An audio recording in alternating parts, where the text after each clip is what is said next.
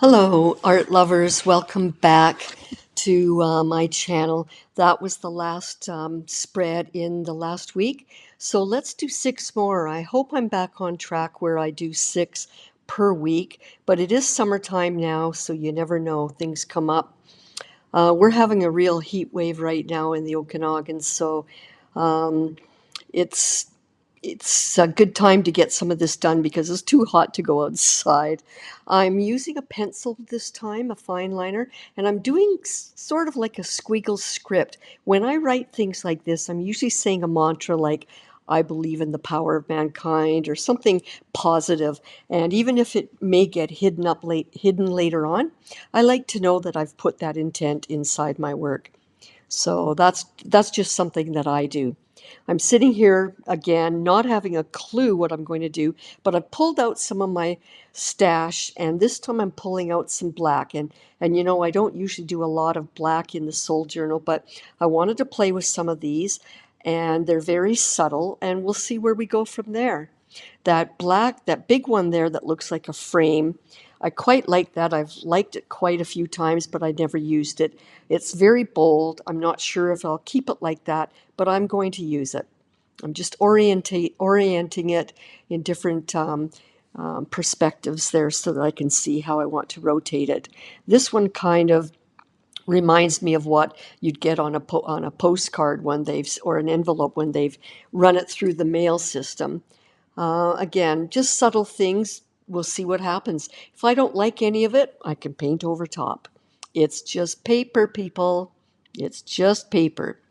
Don't be afraid to be bold and take steps. Now, I'm learning with this soul journal book as well. I'm trying things that I don't necessarily always do in my abstracts. And again, it's just paper. We'll see where we go.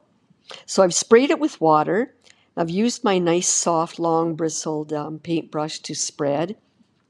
Again, I've got to watch that middle seam so that I don't have too much paint bleeding through the spine there. So far, I've been doing quite well with this book. This second book is a lot thinner than the other one because I'm trying to avoid paint in the middle and bulky things in the middle. So it is working out for me a lot better this time. So I'm just spreading this around. Again, it looks like I'm trying to make shapes, but really I wasn't overthinking it. I was just spreading it around. And I wanted it to flow a little more and put a little bit more blue on there, but keep it light, so I added more water. I'm just fanning it around. I'm a little bit like you. When I do these new spreads each time, sometimes I'm just confidently moving along intuitively. Sometimes, like today, I was a little bit nervous. I thought, what am I going to do that they haven't seen already that they're going to like? Well, there's the tissue paper. If you press down really hard while it's wet, you get that nice texture from the tissue.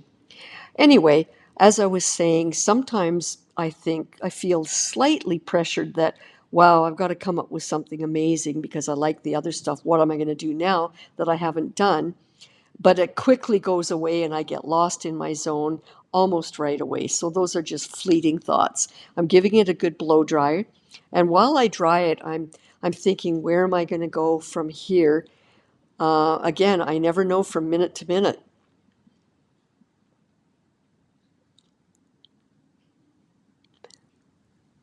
I'm adding some matte medium over top, the blue, so that I can protect that, even though it's quite dry. And again, I didn't add the matte medium first, so that paper was not protected. So when I put the blue down, it bled very quickly right into the paper.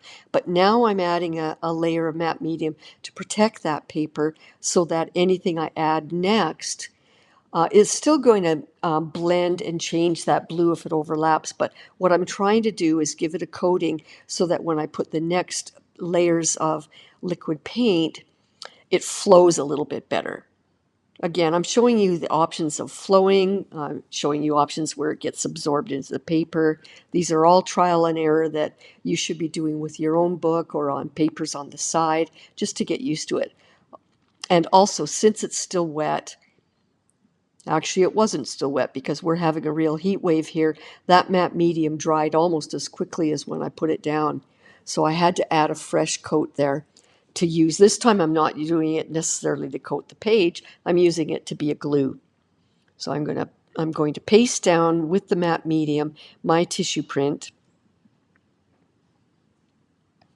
and press it with the brush. I normally do this with a bigger brush, but it's a small piece, so I'm using this brush. I'm pressing quite firmly, but going from the middle to the outer edge. And now I'm rubbing it. Now that it was in place, I'm using my finger to rub it down even better. And I purposely let it overlap a little bit towards that tab.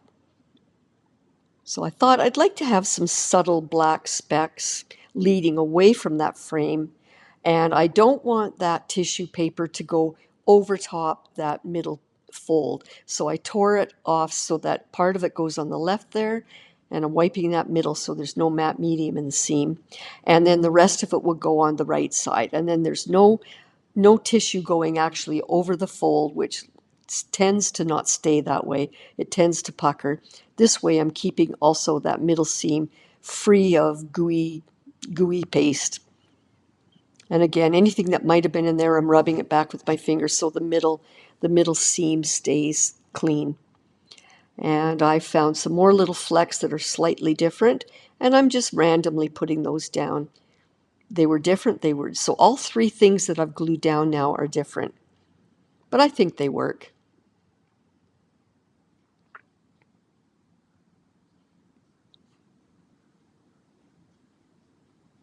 Giving it a really good blow dry because there's a lot of matte medium on there now.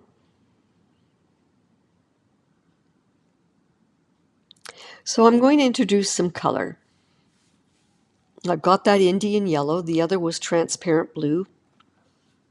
I'm spraying water, and again, it's going to flow a lot more now because I've got a layer of matte medium on there, which makes it more slippery.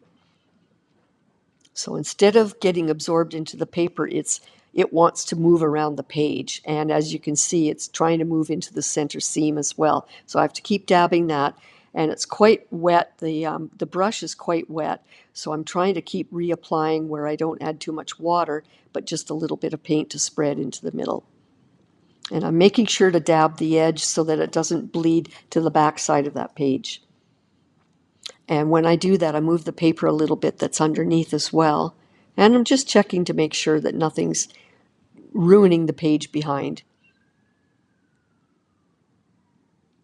And again, I'm okay with what's happening here, but I'm not overthinking it. I'm just playing.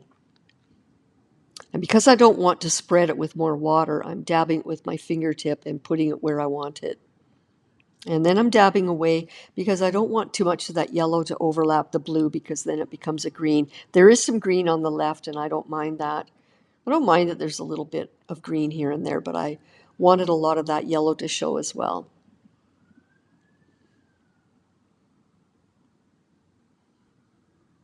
So much so that I'm adding a little more back. And I'm quite liking how my pencil squiggle lines are still showing up, but who knows what will happen later. I'm not necessarily trying to make a story here with that window. I could say at this point, oh, it looks like a window to my soul. I could say that, but who knows if it's even going to stay like this. So I'm not getting too attached to any meaning behind it. I just like the shape. And at the time, it seemed like a window, but I'm willing to see where this goes.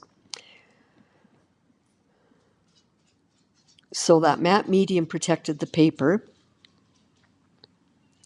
And as I said earlier, the paint isn't absorbed.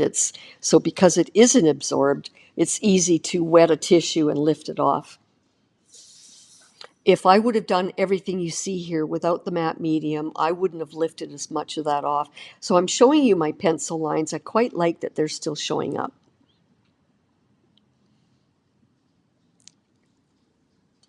So I'm using my magenta. That's pretty bold. More bold than I want, but if I don't apply it first, I can't dab away. So that's my technique, is to put it down, then dab away, pressed hard, and this way I'm getting a soft effect.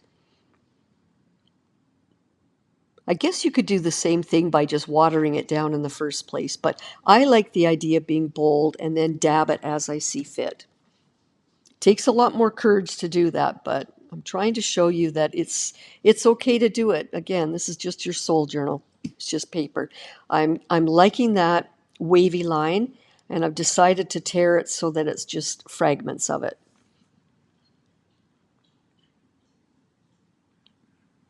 I'll put some matte medium down to glue it in place. So what I'm trying to do is balance some black. The left page is so strong with black that I'm trying to put a hit of black towards, lead the eye across the spread towards the right side of the page. And I thought I'll do a little bit more of it.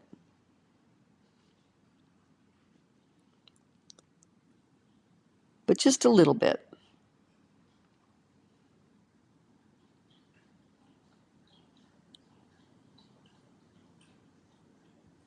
I like how subtle that is. Completely different. It kind of lines in with a little bit of that window, if you will, on the left, where the right side of the window has the same kind of vertical streaks. So they kind of go together. And now I'm giving a good blow dry. Again, there was a lot of matte medium on the page. And I've decided to soften the look. Again, I'm going to tone down some of the black and tone some of the color. So I've got a fairly new brush and it's very flat. And what I'm doing is I'm feathering. I'm using a very soft pressure and I'm almost feathering it, barely skimming the surface of the page when I add this white. And I'm only adding a little bit at a time because I want to see the effect. So I'm trying to make it cloudy and I'm trying to sort of dust over. I don't want, I like the ridges and I like, there are ridges from the tissue paper when it got glued down.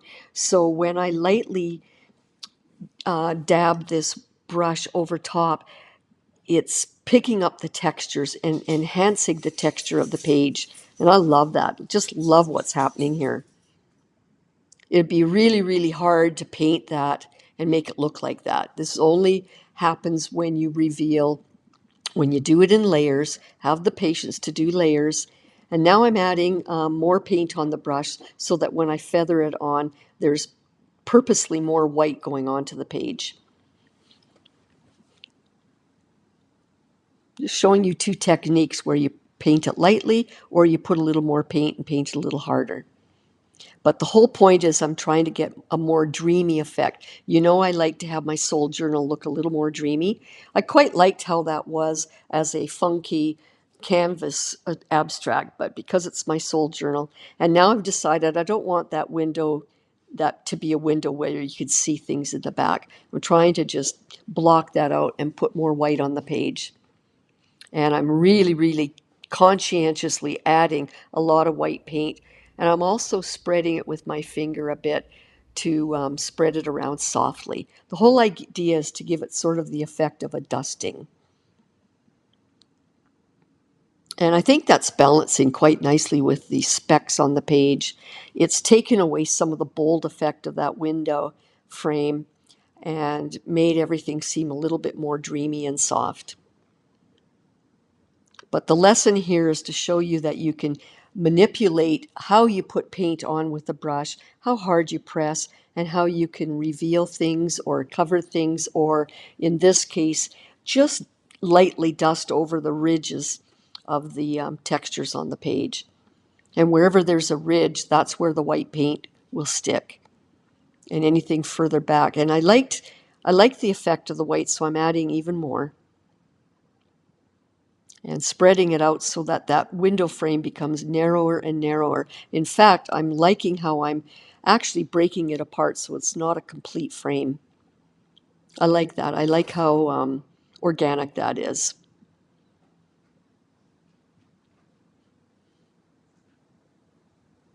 Again, very, very lightly spreading that brush across the page. That's fun. And I thought, okay, I'll do a little more white in the right.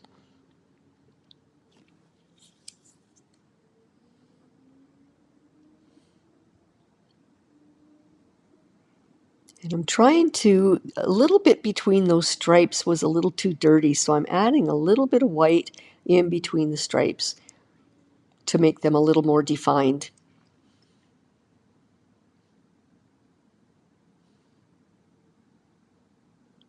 I'm sorry, I changed my art room around, and my light in the new location is providing quite a shadow, and I don't enjoy that, so I'm going to have to come up with a better option. I ordered a second light and it didn't arrive, so I'm going to have to reorder one because I like to keep things as clear and clean and bright for you as I can. So hopefully I'll have a better solution for the next spread. And once that, again, it's a heat wave here, so the paint is drying very, very quickly. So I was already able to put a new coat of white over it, over a dry paint. And now I'm using my finger to spread a little bit more, again, to make it cloudy. So it's very dreamlike now, and you might have liked it how it was, and that's your prerogative. But as you know, I'm trying to teach you different techniques and how to take it a step further each time. You always have the right to stop if you like something that, I've seen videos from artists where they do something and I just love it, and then they go and change it. And I'm like, what? What have you done? So, I mean, that happens. While that paint is still wet, I'm using a toothpick to scrape through some circles, very random circles. And what it's doing is it's showing the color of the pink below. And it's almost as if I took a pencil and drew those, but you can only do this when the white paint is still wet. And then I'm using my finger just to lightly dab away anything that sometimes the toothpick leaves little ridges. So I like that bright green, and I had a bottle there of the green, fluid green mixed with white, so it keeps it nice and bright and happy. So I just wanted to use that as my accent color and dab it around. Now again, I'm putting more than I need, and I will dab some of that back. Again, that's my process. I love smudging with my fingers because it does keep it dreamy. I think these colors are working really well together. So I sprayed some water before it dried so I can dab and lift some of that paint back off. Because I want this accent, as you've heard me say in several videos, when I have an accent color, I like it in 3 locations across the spread. So I've got it on the left, I've got it in the middle, and a dab of it on the bottom right. Now I've got a tube again of my transparent blue mixed with white previously, and it provides a paler color. So when I spread that around, it's not too dark, not too harsh. And I'm just smudging it around with my finger, and I pressed fairly firmly there. And I'll just draw the eye across the page and put a little more blue to the right. I give you these tips because if you are doing a canvas, you want to think about balance of your colors and shapes at all times. I put some water there to lift some of the paint back, and then I thought, oh, I'll put a little bit more blue down here.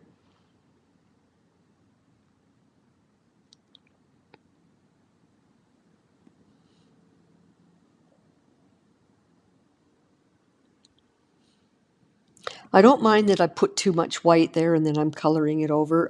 The whole point is the white is the only way you can cover some of the tissue print, and then you can always paint over the white and get nice, bright, happy colors.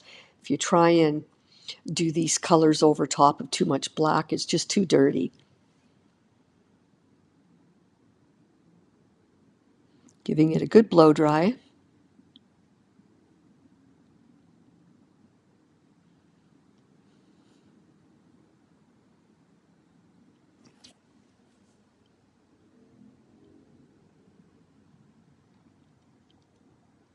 And I decided I just love the middle being bright and a little bigger hit of the green on the right. So this helps again move the eye around, and adding a little bit extra on top made that even brighter. And I love that happy color. Love it a lot. Maybe I'll put a little bit on the tab. I like my tabs to be fun.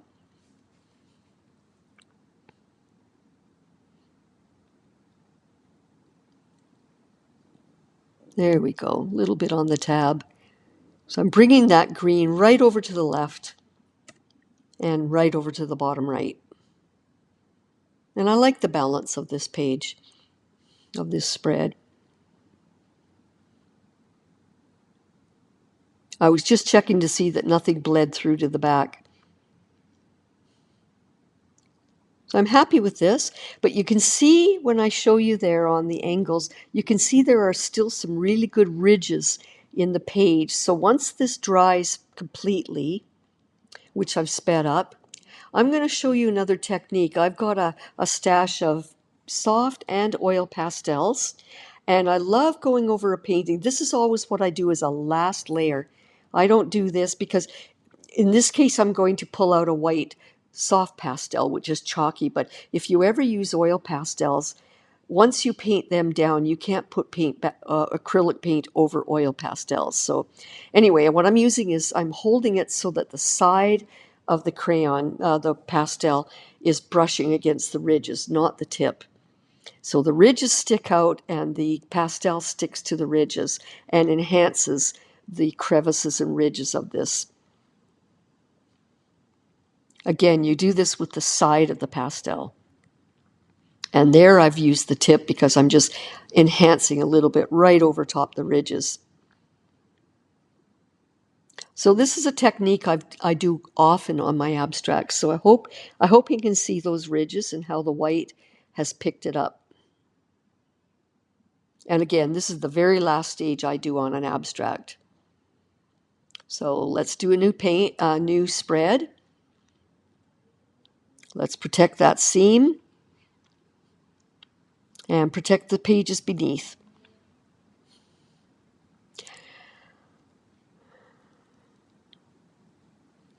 This time I want to coat the paper.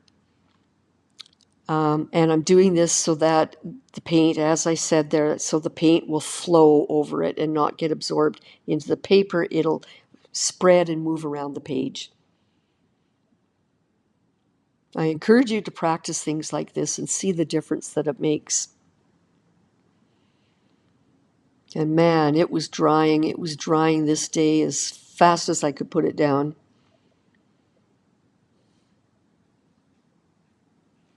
But I gave it a little extra blow dry just to be sure. So now when I add water, and I'm spreading it with my finger because I don't want it to go into the middle seam there.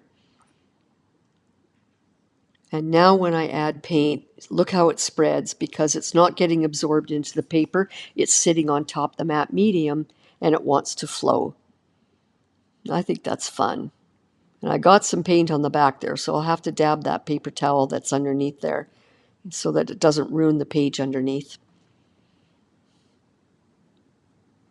So I wanted you to see how that flows. And I'm coaxing it around a little bit by smudging those bottom bits so that it doesn't leave a ridge or a watermark. I'm just helping it along to make it nice and cloudy looking. I'm not necessarily trying to make this look like a sky. So now I've got my white fluid paint that's in a fine liner dispenser. And I use that as a scribble. And again, I usually think of some mantra when I'm doing that. And I'm using it to draw some circles. This is raised a little bit like you've seen in other videos. So when it dries, because I won't use a blow dryer, when this dries, it'll stay with slight ridges. It'll be slightly 3D. So again, don't use the blow dryer. Just let it dry naturally by air. Go away and do it work on it again the next day or several hours later. So now that I'm doing this, believe me, that was very dry before I did this. And this isn't the high flow acrylic Nicolazo Gold. This is, it's fluid acrylic, but it's a little more dense. And so I used it because I wanted to show you when you use a denser paint that those lines that I put down, because they were 3D, they're resisting this paint. So by using this thicker paint, I wanted you to see how it reacts with those lines I did. If you remember in one of the other videos, I showed that there are different ways of doing a resist on a painting, and this was one of them. Wax crayons is another one, but this is a fun one because it's not only resisting the paint, but it's raised.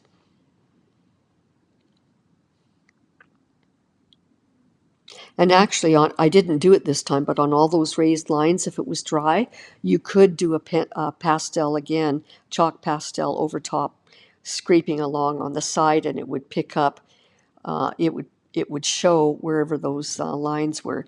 So this is actually, like I've said before, when you use a watered down fluid paint and use a lot of water, it's like glazing. Or when you paint down and then dab it away, it leaves just a hint of it, which is like a glaze. So you can really see here what it's like with the resist. What I want to do, and I've done this before, is spray a healthy dose of rubbing alcohol on paper towel, and I'm rubbing away, and everywhere where I'm rubbing, it's picking up the paint from those ridges from the white liner that I used. And so it's enhancing the white lines, but keeping a little bit of the color as well. Now, when I do this, and I had to keep spraying because when I smudged that, it put yellow over top the blue or the white, and it made it kind of green. So I had to use a little more. And the only problem with using this much rubbing alcohol is it becomes very sticky on the paint. So when I'm finished doing this, you'll see that I'm going to spray my basic water spray over there to just clean off any residue rubbing alcohol. But I like how now you can see up close there's lots of textures from the paint, from the paper, I mean. You can see the surface of the paper showing through a little because I rubbed paint away. The similar effect would have been done if I would have used a light, soft sandpaper. I could have done that as well. But I usually use sandpaper on an actual canvas, especially a wood panel. Then you can scrape and you can scrape with sandpaper all you like. But this is paper; it's more vulnerable. So using rubbing alcohol and wiping was sort of the same effect as if I would have used sandpaper. So I'm really liking all the textures. It's fun. Again, you wouldn't have been able to paint. And what I'm doing now is just enhancing, because those white scribbles picked up and got stained from my painting. I'm just enhancing some of them. And I'm leaving the top parts of all those loop-de-loos because I like how they got cloudy and kind of disappeared into the clouds. And I'm just more so enhancing the lines on the bottom half of the spread. So it's sort of this contrast of 3D strong lines versus where they spread in the top half. They kind of smudged and spread and became flat. There's where I stopped because I like that cloudy look up top. In fact, I'm purposely dabbing my finger there to make it even more cloudy and flat. But wherever I feel like I want to enhance the lines, I'm using this fine liner to do that.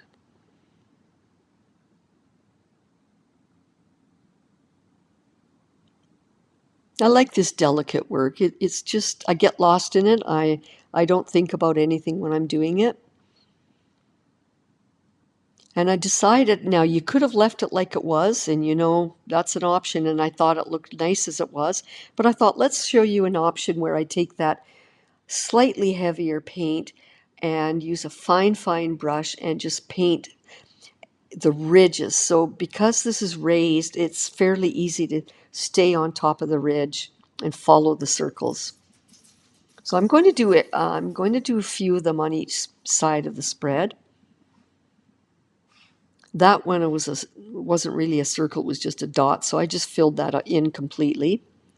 So again, this paint that I'm adding on top now, it's sitting on the very top surface of those circles.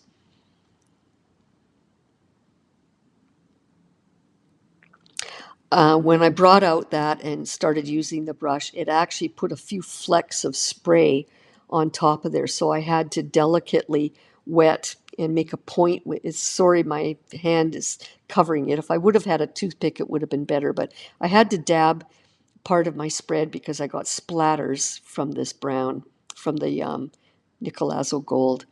And there's a little bit of a fleck on one of my lines that you'll see in a bit. I'll fix that as well.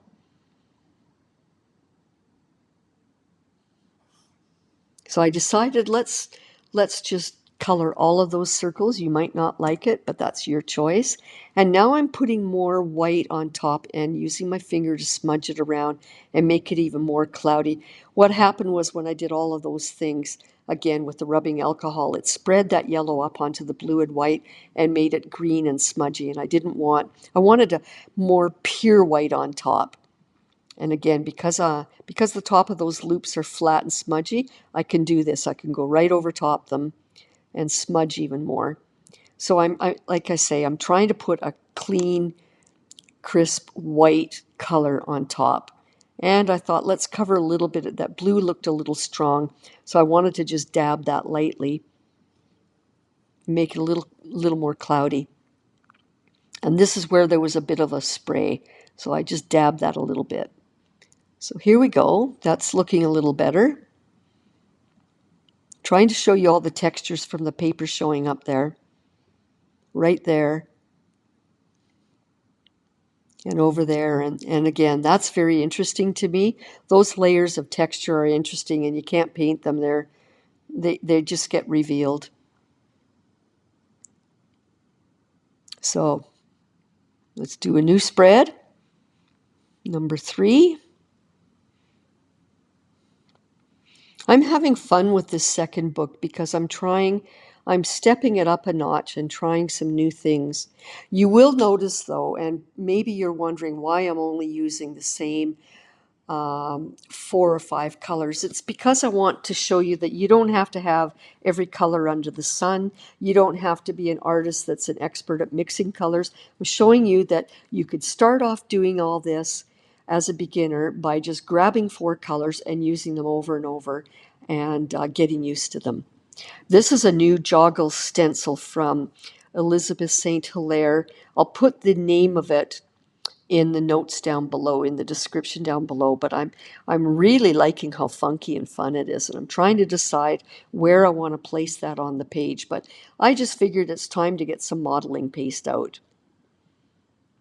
Haven't done it for a few spreads, so it's time to do it. I love this stencil. There's so many options with it. And again, you don't have to use the whole thing. In this case, I'm only using a little bit on the right. And it almost looks like a road that's disappearing into the horizon. So I'm going to use this part that's kind of a wedge look, like I say, a road disappearing. And then up top there was a little bit of detail in the top corner. I'm using a narrow paint spreader just to get the areas that I want, spreading that modeling paste around. And then I'll use a bigger paint spreader to flatten it out. But again, using the smaller paint spreader allows me to control where I put this molding paste. Modeling, molding, whatever, depends on who you buy it from. In this case, this jar says molding paste. In other ones I've had, it said modeling paste. They're the same thing, just depends on what the supplier calls it. And before I lift the stencil, I'm just rubbing away with my finger any modeling paste that went beyond the stencil. And then lift straight up. And isn't that fun? And then I'm using my finger to wipe away any more before it dries. It's drying really fast today, so I've got to get at that. And I used a little bit of an edge of a knife because it was hard to get in there with my finger, so I used the edge of the knife so I could stay away from the pattern that I put down there. And I'm just flicking away any little bits that I don't want. But you can't scrape too hard because you'll wreck the paper. Now the problem with doing this next side is I've got that modeling paste which is still wet on the right. So I put a piece of cardboard down to protect that. And I'm just using my narrow paint spreader to apply more modeling paste onto the left side. And I am purposely not going into the center seam because that will just be too thick and bulky and it will make the pages stick. Every time you open and close the book, if you have thick paint there or thick modeling paste, it makes it really hard to open and shut the book. So once again, smaller paint spreader first. And I like to change the direction so that I could get that filled evenly throughout. And then again, dabbing away anywhere where I don't want the modeling paste, and then lift straight up. And then scrape away anything that I didn't want. So this is really funky. I hope you like it. I do. I just ordered those stencils a week ago or 2 weeks ago, and I got them. And I'm really happy with them. You can get stencils and masks in every theme you can imagine, but I really like these ones. And what I'm doing now is I took the book away and I put the stencil down, sprayed it with a lot of water, and I'm wiping with paper towel to keep that stencil clean. And I'm giving this a really good blow dry because that modeling paste is thick and it takes a while to dry.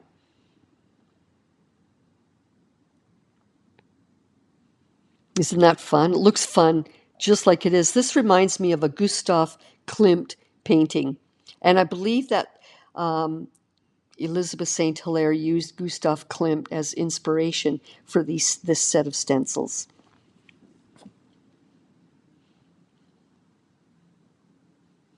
I'm I'm spraying. I decided I'm going to add paint on one side first so that it doesn't bleed into the middle. Look at how that's spreading over top of the modeling paste. Isn't that fun? I'm using my little brush to move it around. And again, because the modeling paste is raised, it provides crevices and relief. So when I move this paint around, and pretty soon I'll spray water over it, it'll force this paint to go into all the crevices and move around. And I can't control that. What I like is that it's going to do what it does. See how fun that is? Grab that middle before it bleeds through the center. I'm dabbing that center seam. I like how fun this stencil is and bright, happy colors. I figured it really needs to be bold and happy.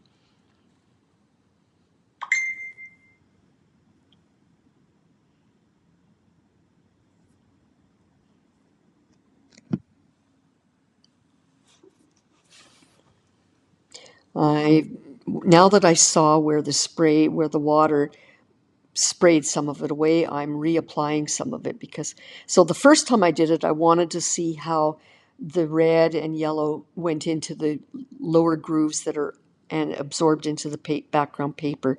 And then when too much of that went away from the water, I thought, let's add some more, add it again. I'm trying to be mindful of any bleeding that would be going underneath the back of the page. So I'm dabbing the ends because this is an inexpensive paper. So whenever you add a lot of water to it like this, it wants to curl. So it makes it hard. You've got to be very quick to catch the paint before it goes to the back of that page. And so I'm going to use the blow dryer. Part of that is the paint is still getting moved by the blow dryer, and it's making little rivers of paint, if you will.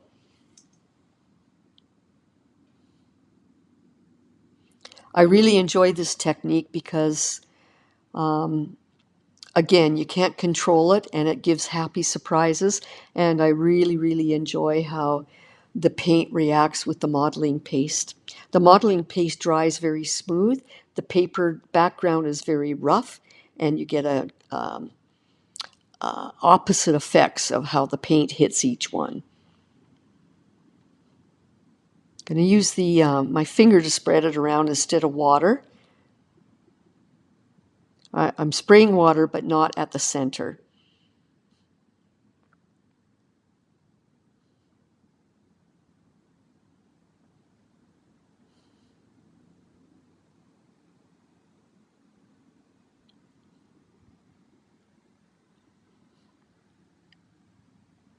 That's fun, just in red and white.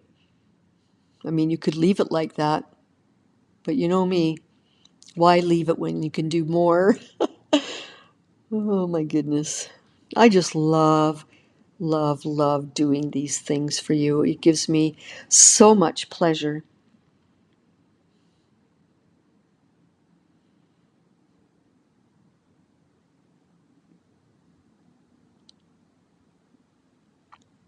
I was taking my time while it was drying because I'm trying to decide where I want to go next. I do want to blow dry, especially the center there, so that it doesn't seep through.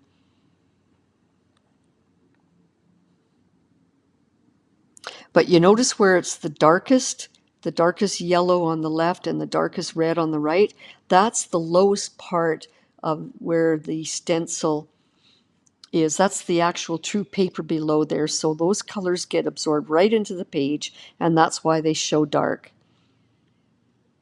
I decided I want to add some more yellow up there, Indian yellow, which looks so good with this red.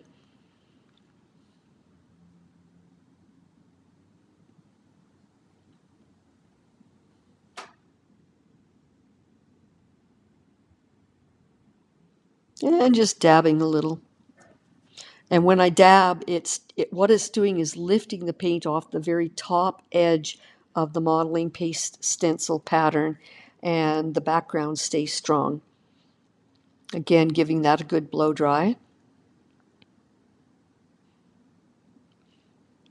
And I'm going to coax because there's a lot of red on the left. I want some red over on the right, so I'm using my fine, really, really fine paintbrush to add. And where I'm adding here is the bottom recesses. This is actually right onto the paper, not on the top where the stencil with the modeling paste. So all these crevices there, that's the lowest point on the page.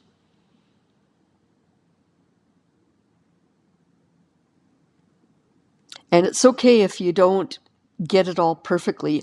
I could have actually, and I have shown it to you before, I could have actually put a lot of that red right over top everything, smudged it around with my finger, and then wiped off with a wet paper towel, and it would have almost given the same effect here. It would have removed any excess that was on top of the modeling paste, and it would have left the red that's in the crevices. So those are two ways you can do it. I want to add a little bit on top of that model. That's actually modeling paste on that top edge.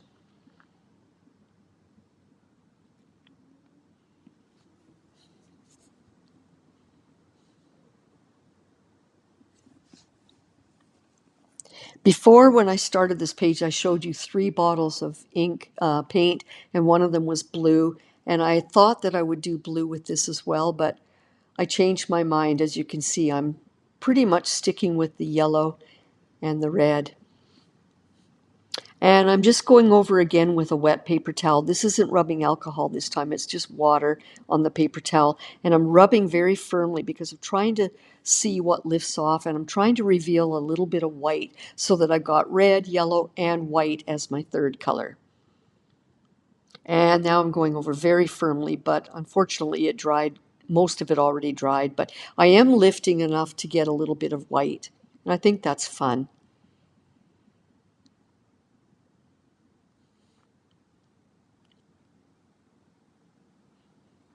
So I'm almost done. What I want to do is use modeling paste now as just a coating. It's almost like it's glazing it and enhancing the color. Makes it a lot more fun. It's hard to show up with this lighting, but it does. And I'm not putting any of that right in the middle seam. I'm only doing it on the pages, but not the middle fold, not the middle crease there. So I'm fanning away from there because I want to be able to open and shut this. And because I've got extra matte medium on here now, that's going to be a place where the pages will stick together. So once this is bone dry, look how good that page looked behind there. Once this is bone dry, I will add baby powder over the whole surface. And I'm not going to dry this closed. I'm going to leave it open. But there I'm happily showing you all the relief, all the different textures, all the shades. That's a lot of fun. So now that it's bone dry, I believe this is the next day, I've added the baking baby powder. You can use any cheap brand. I got that at the dollar store. Give it a good dusting and then stamp it down. Look at how lovely that binding is now in the spine of the book because I don't have thick, thick pages like I did in the first book. So doing my control measures of no glue in the middle and not a lot of thick paint and matte medium in the middle has paid off. So let's get another spread going. Why stop now? I want to get some wax crayons out, and you know I like to switch up the variety here, so it's time for wax crayon resist. You know what resist means by now. I'm using a white crayon and I'm pressing very hard so that it will, even though you can't see it now, because I'm pressing hard, there's a lot of wax there. Once I add water and liquid paint, it will show up as resist. And I thought I'll just put a little bit of another color. Not sure if that's going to show up later, but I thought I'd put it in there. I gave it a good spray of water, and you can see now up close how the water is resisting where the wax is. So that gives you an idea of what's to come. Using my Indian yellow. I want this page, this spread to be bright, cheerful, and happy. Not that they all aren't, but time for some yellow and red together again, and pink. Keep dabbing the center spine there so that the fluid doesn't go into the middle. And I'm just coaxing a little more of the Indian yellow, again dabbing the middle. And I'm going to use my favorite paintbrush, my finger, to spread some of that around. The only issue here, as you know already with these little books, is it's cheap paper. The moment you add water, it curls the page. So it's really hard to keep the pages in the back from paint bleeding into them. But we'll do our best. I'm adding red, and look at that when I spread more water.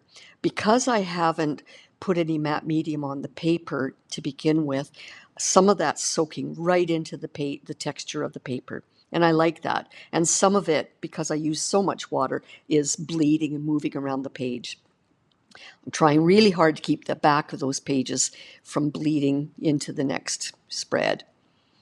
It's quite due diligence you need, but it's too bad that the pages curl. If this was a little book with watercolor pages, it wouldn't curl as badly. Now I'm adding more because in order to activate, in order to show you how the paint resists the wax, I had to put a lot of water on there. That makes all the excess paint bleed away, and then it reveals the wax. So look how fun that is. I'm not going to do a lot more with this spread because it is so amazing. I'm just crazy in love with it. It's just amazing as it is. You can see all the white resist.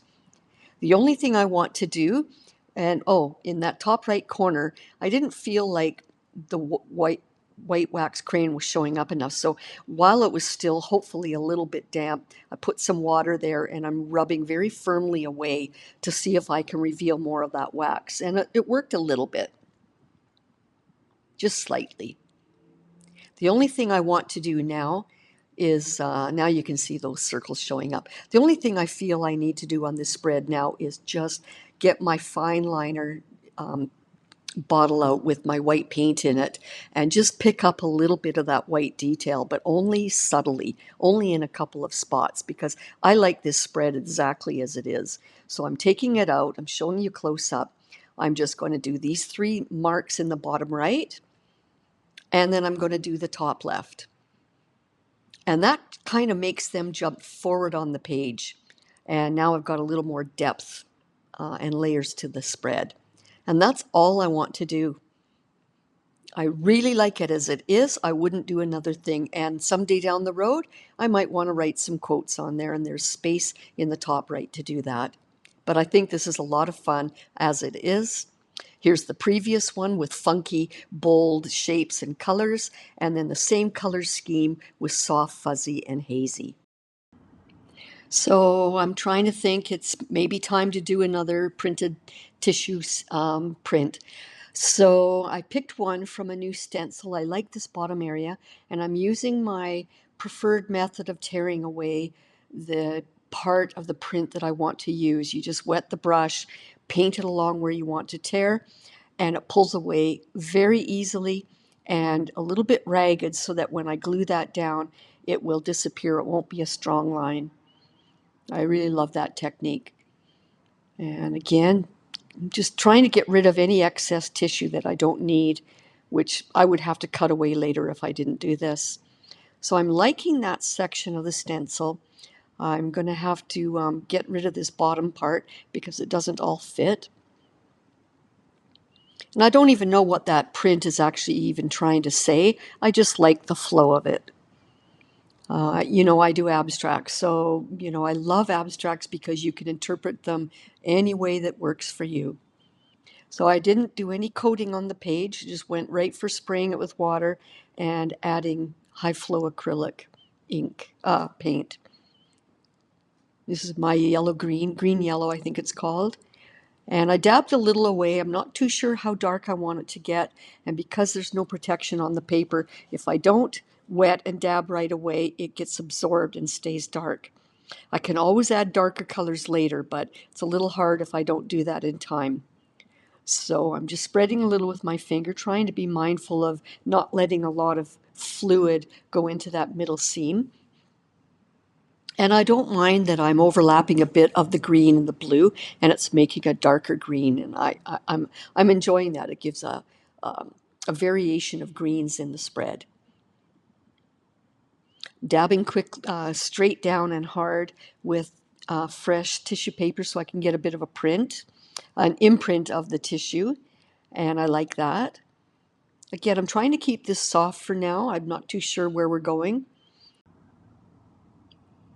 I'm adding some full strength green from the bottle, and because I don't have water on the page first, it's coming out stronger green right from the bottle. And that's okay. Again, adding more depth, and then I'm pressing down. So I wanted a bigger contrast, putting that darker green and then pressing down with the tissue, the paper towel. I was hoping that it would accent a little bit of the print or the pattern of the tissue with a bit of, speckles of darker green.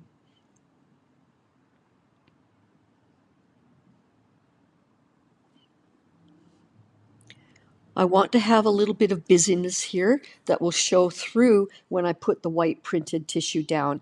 And the best way to do that is to splatter. So I took the dark blue and splattered on the page, gave it a good dry. And I'm just trying to see if I can wet some of that green back and pull it, lift it off. But it's pretty much embedded into the paper. Again, if I would have done matte medium on the page first and then done all of this painting, I would have been able to lift those colors. But it got absorbed right into the paper. Again, these are just lessons for you to learn on what to do and when, if you want color to lift off or if you want it to get absorbed. You've got to play and practice and do these on side sheets if it helps. But the only way you learn these things is to try it.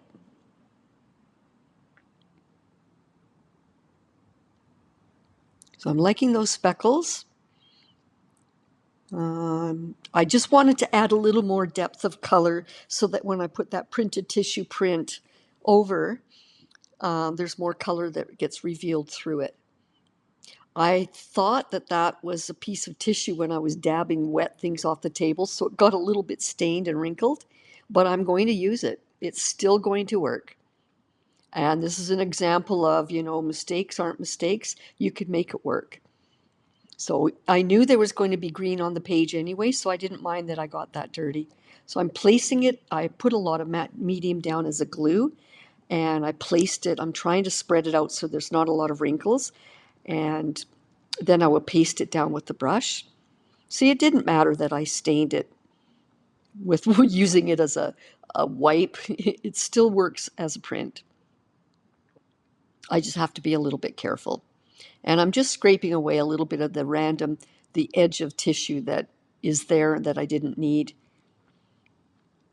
And what I'm going to do next is I'm going to tear away that center part and separate the two, the left and the right print, so that I don't have any glue over top that center right there. So I'm using water to tear it. And then this way I just move it over slightly and place it, but I'm going to add matte medium as a glue first. And again, I'm going to try not to get a lot of glue, matte medium. There was a little bit that didn't glue there, but I'm trying not to get any matte medium in the center of that spine. I'm liking these colors. I hope you do too. I think this blue, green, and white look fantastic together. I'm just pressing a little firmly where there were wrinkles in the tissue. It was already glued down, but there were wrinkles, so I was trying to flatten them. And now I'm going to apply the right side of that print. Again, trying to stay a little bit away from the center. And I'm just helping it stay flat with my finger. and pulling away anything that's going to get in the middle of the crease, get in the way. And now I'm just spreading it out with matte medium on my brush to glue it down. I think this is quite fun. I love stencils. I don't use stencils when I do my abstracts on canvas, especially for sale.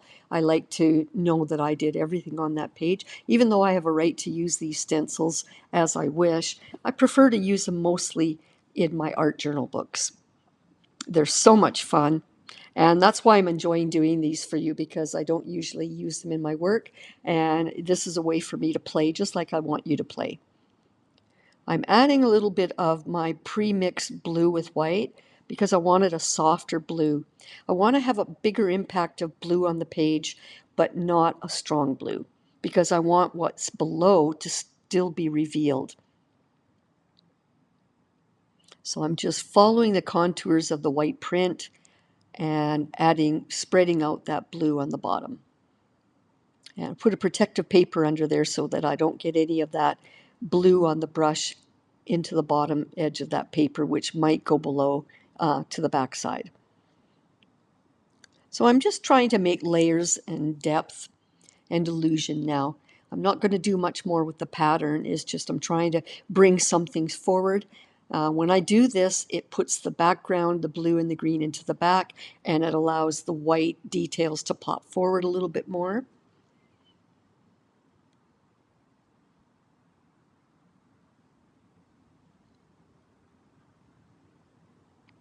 This is the stage that I enjoy. I get lost in it. I get so busy just happily painting and enhancing areas because I don't have to think. The details are already there. I'm just enhancing them and bringing in levels of depth. So I don't have to think. I just get lost in my zone. I'm enjoying what's happening. So I decided, because I've got this pre-mixed green with white to make it very opaque and bright, I want to, in a couple of spots only, enhance that brighter color. Again, only in a couple of spots. So on the top left, on the left there, and then over in the right I'll do a little bit. It's such a fun color when it's mixed with the white. It becomes so bright. It's a very cheerful color. And you can see how opaque it is. So it's kind of masking any print that was, or texture that was behind there. And that's okay. I wanted some of it to be opaque. And a lot of the spread isn't opaque. And that's why I'm enjoying playing with the contrast between opaque and transparent. That's the fun of this book, is to experiment and play with results. So I see a difference already. I like that. And over there, that little patch, I'm not going beyond it either. I just want to stay true to that patch and brighten it up a little bit. And that brings the eye back over to the right. And I think, again, it allows a little bit of depth. In doing that, it makes that brighter green come forward and the textured background green with the splotches go behind a layer. And I'm pretending this is like my accent. I'm doing it in a third spot. I like things in threes. And I want to draw the eye to the middle.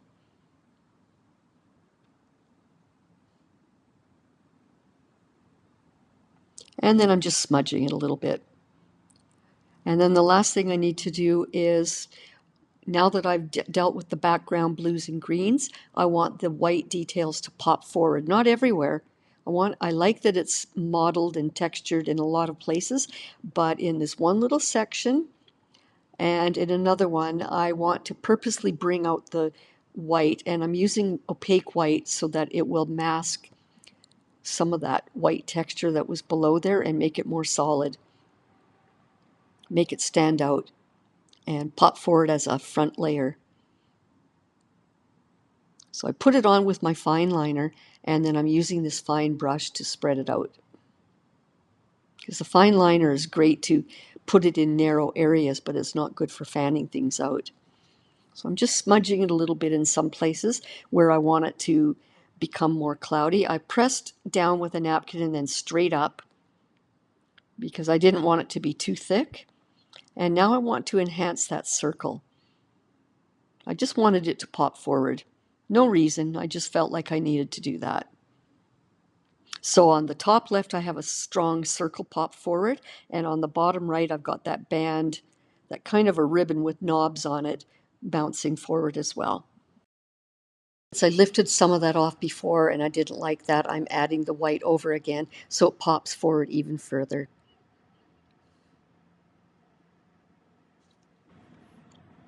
Last spread of the week.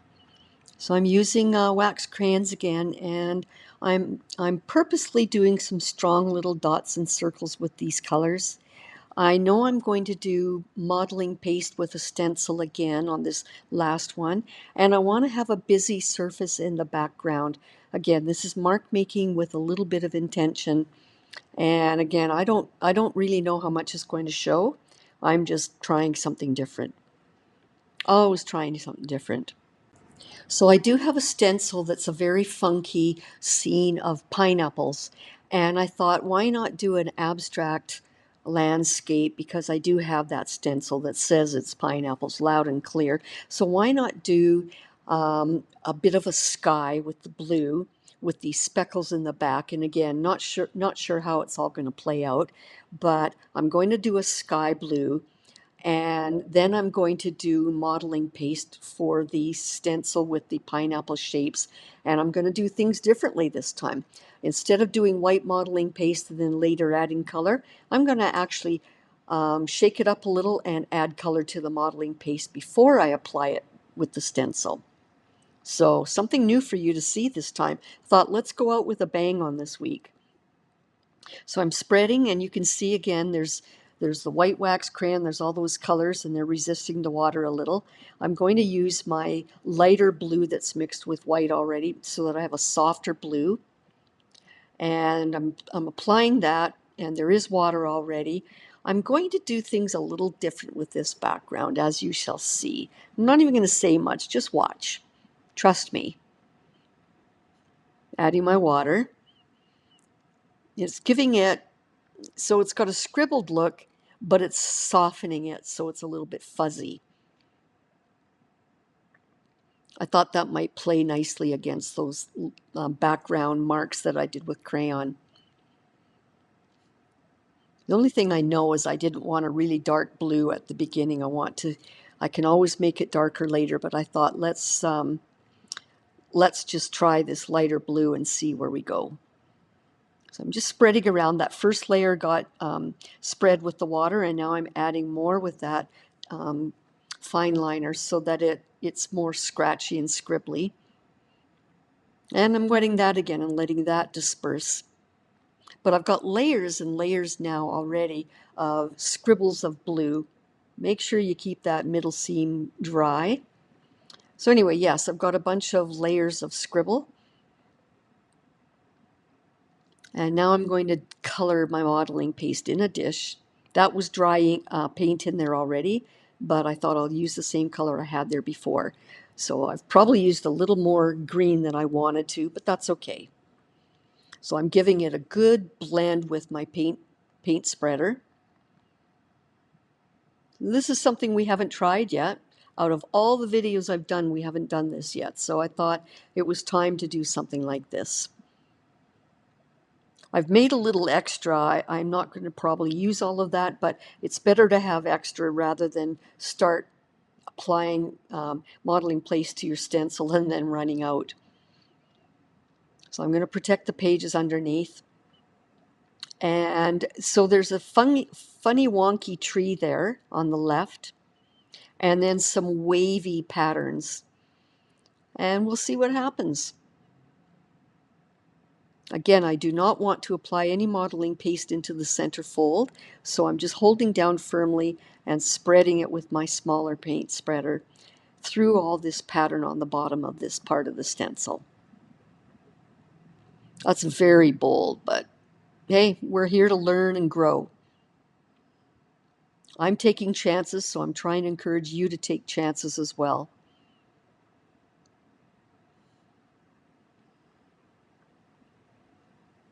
And if this comes out too bold and too strong, I can soften it later. So just be brave, people. Just have fun, let loose, and experiment. It's just paper. You can paint over it. So I'm making sure I get all the little shapes, and then I'm purposely not doing. I've got some in the center there that's quite thick, and I'm going to dab when I lift the stencil. I'm going to dab that away with my finger so that it doesn't become part of the fold in the middle. So I'm just smudging away any of the modeling paste that I don't need. And again, smearing a little bit of it in the center. So I've got the stencil flipped around to another section, and they were a little bit like pineapple shoots coming out of the ground. It's just different. I don't care that they're um, obviously saying a story. It's just fun shapes. So I'm doing the same technique, using the flat part and spreading it out and then lifting, and then being diligent about cleaning that stencil before that dries.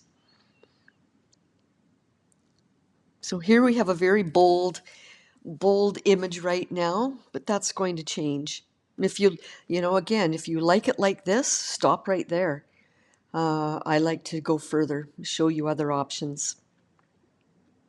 So what I'm doing now is I'm rubbing some more background, some more paint, and I'm rubbing it so that it goes down into the paper, which is in the lower recessed parts of the background. And then I'm spraying with water so that some of the surface paint washes away and the orange stays in the background, and some of the top area is a little bit lighter. I blow dried that. And now I want to do a bit of a semi-transparent white glaze to make it a little bit less bold. So 1/3 paint and 2/3 matte medium. And I'm just going to liberally paint that along. You can see it's semi-transparent. So it's softening the look of the page, not so bold. Again, you could have left it if you like. But it's my soul journal. I want to make it a little more dreamy. I've sped this up, as you can see. I'm not that fast. And what I wanted to do was spray water over it and then let that sit without blow drying it and just leave it for a few hours so that it's got a real cloudy, dreamy, foggy look to it.